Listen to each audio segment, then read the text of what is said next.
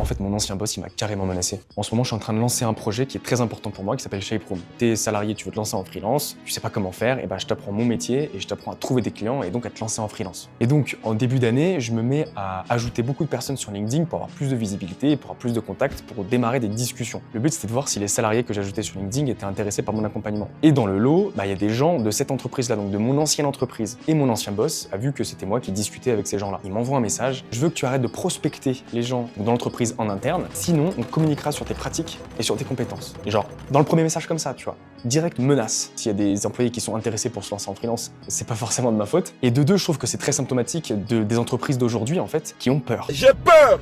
Mon cœur tremble!